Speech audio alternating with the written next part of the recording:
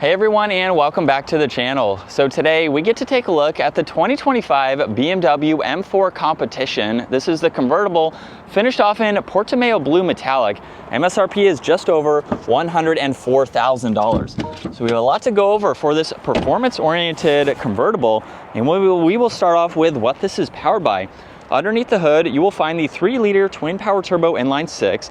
This is paired to the 8-speed automatic, and it pumps out 523 horsepower, 479 pound-feet of torque.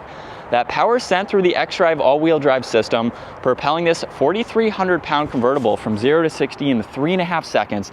Top speed can be up to 174 miles an hour. As we take a look at the exterior styling, you'll notice there's a lot of gloss black up front.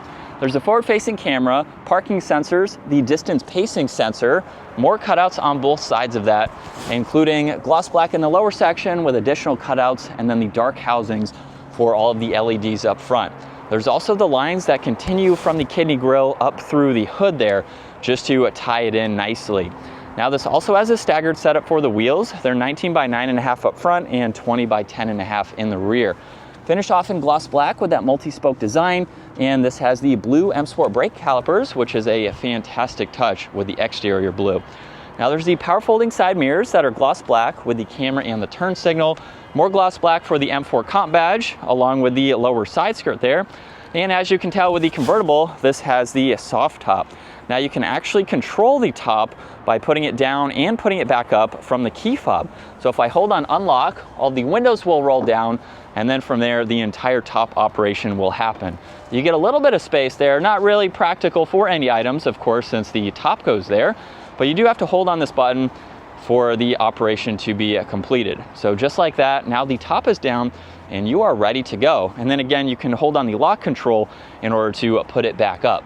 Now in the back, there's the third brake light, the camera in the lower section of the logo, LEDs for the taillights, all the parking sensors, more gloss black, and the quad tip dual exhaust, which you can start up remotely just by using the lock button again.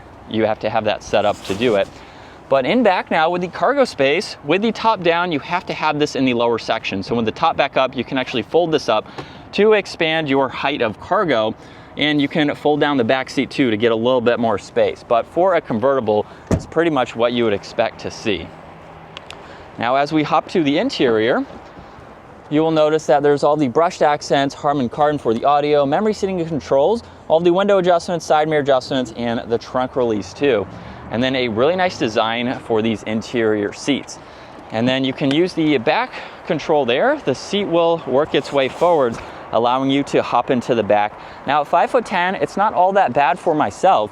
You have vents down below, cup holders in the middle, and then with the wind deflector out of the way, you can actually go all the way through to the back or fold the seat down with those levers I showed earlier. So it's not all that bad, especially with the top down for your headroom, but I have about a ½ inch or so of headroom when the top is in the up position.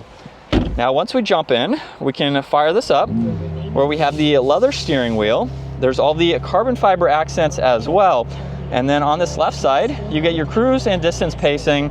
Right side, there's volume tuning, Bluetooth, and voice commands.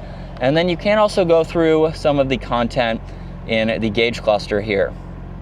So you can look at all of this information, just depending on what you would like to see, how the vehicle is set up, and the rest of these vitals. And then you do have a few adjustments for the head-up display that you can go into. Now this also has massive carbon fiber paddle shifters, and then M1 and M2, which you can customize and have ready to go.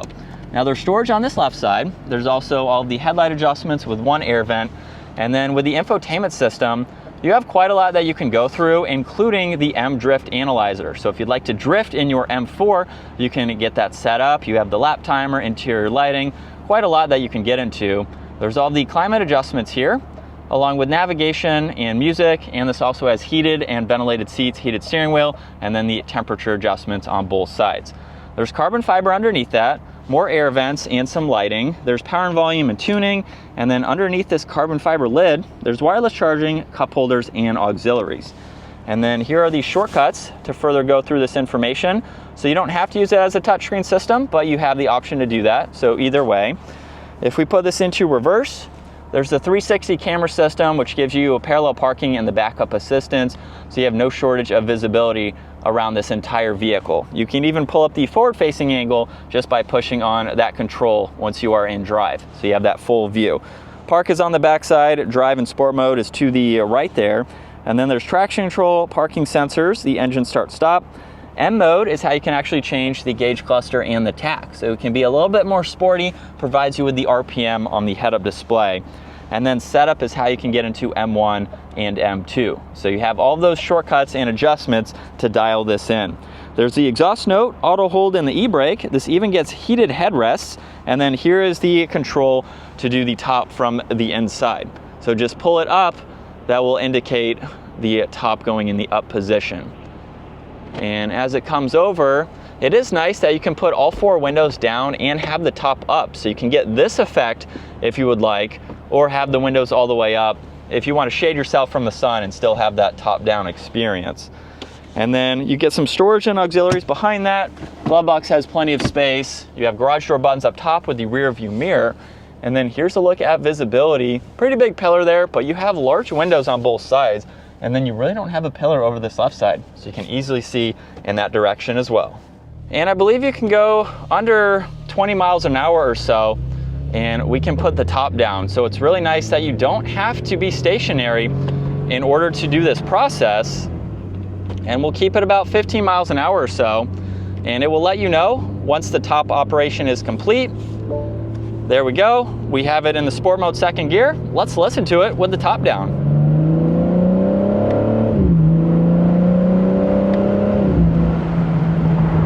Definitely sounds very nice, and it's what you would expect with the top down. Now, with the push of one button, you can actually put all 4 windows up and still have that top down. So just to give you a little bit more comfort, there's no cross breeze or anything. You can enjoy that top down experience and just have a little bit less wind in the cabin.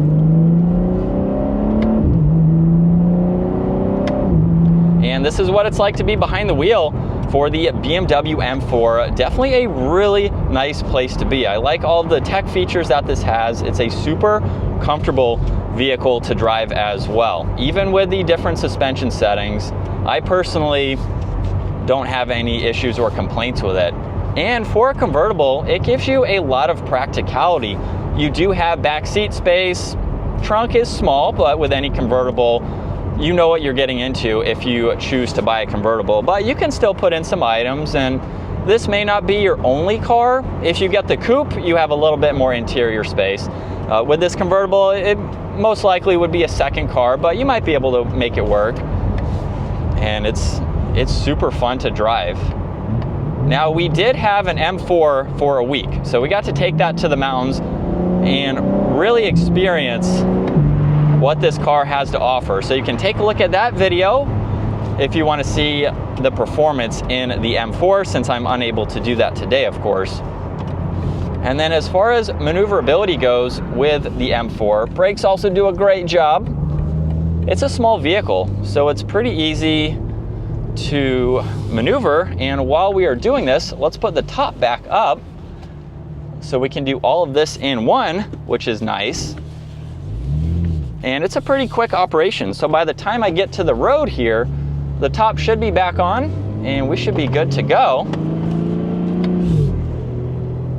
And just like that, we are ready for one last acceleration in the M4. Here we go.